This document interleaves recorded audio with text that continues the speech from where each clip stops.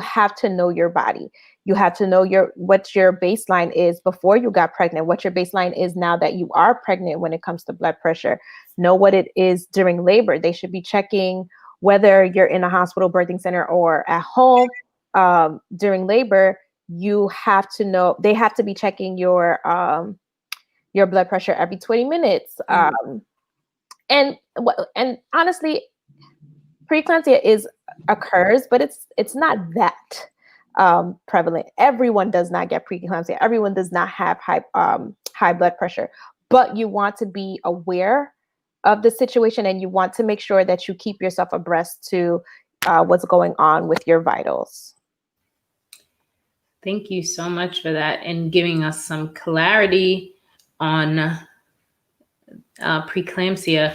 At this time, if anyone on our live broadcast has any questions, you can drop your questions in the chat box and we can answer those right now.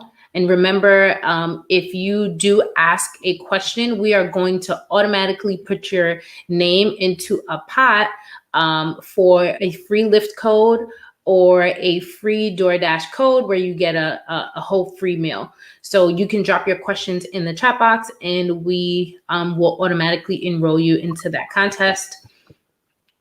While we wait for some questions to come in, let's just talk about providers, because you both kind of touched on that when we were talking about preeclampsia. So how can a female find the right provider? There are so many different providers. There's OBGYNs, there's women health nurse practitioners, midwives, doulas, other support services, pelvic physical therapist, I think that's the name of it, reproductive endocrinologist. Like there's so many things, right? So like really, so how do you find the right provider? Like what are the steps in finding the right provider for you?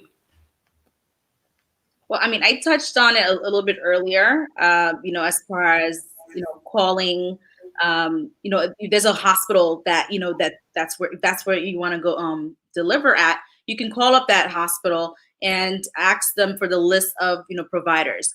You can call the providers and then give them your insurance information to make sure that they take your insurance. And set up appointments, and and you do it like an interview and bring your questions and ask them. You can ask your friends and family, the people that are close to you that have had children, and for the referrals of the providers that they think. And of course, they're your friends and family. They would tell you the good and the bad, right? They would tell you what's up. So you do that as well, and you can ask your primary care provider, your internist, if they can refer you. Once you find out that you're pregnant, you could ask them to refer you to someone as well. What are some questions that you think women forget to ask in those first few appointments, whether they're pregnant or are looking to become pregnant? What are some questions that they forget to ask? So there are a few things to put in perspective, right? So when you get pregnant, the first thing you want to do is get your provider. You want to know what your options are. Like you were talking about the different providers. So the ones that can actually give birth, or I'm sorry, I like to say the ones that can catch your baby is OBGYN, a midwife. Technically, a PCP can catch your baby, but they're not trying to do that. So pretty much you have your OBGYNs and your medical providers and your maternal, I forgot what the title is. I forget, but they're doctors too. But they're specialized doctors with doctors that deal with more preeclampsia patients or just patients with a lot of different complications. So those are the doctors, right? Providers. So you want to go to them and interview them. I think, Nerline, you said interview. I love that word because we act like, especially in the Haitian culture, we act like the doctors are end all be all. They know everything and you got to just do what they say. Like it's ridiculous. So you interview your doctors. You're paying them, right? whether it's through insurance or you're paying out of pocket, you're paying them. So just because you go to one doesn't mean you have to stick to them. If something doesn't feel right, I love teaching about finding your gut and trusting your gut, because we don't do that.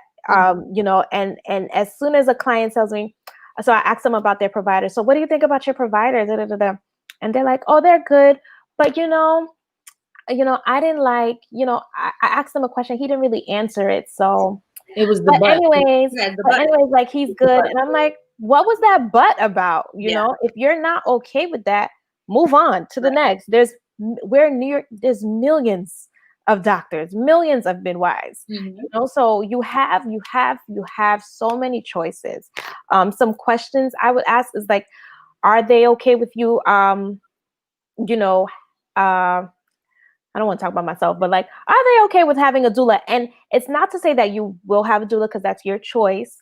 But a lot of times I find that when doctors are not okay with doulas in the room, they don't want to hear from you either. Right. Because they know that doulas are going to challenge them. They know doulas are going to have their patients back, which means they don't want to be questioned.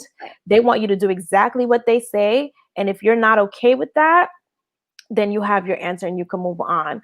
Asking them, you know, what hospitals do they have privilege at to give birth?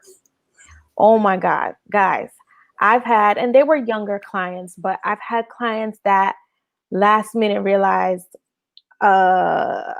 no, I can't go to that hospital, and had to switch, or just had to show up at the hospital's emergency room when it was time for them to give birth, because their doctor wasn't going to give birth at their local hospital. Yeah. So, yeah.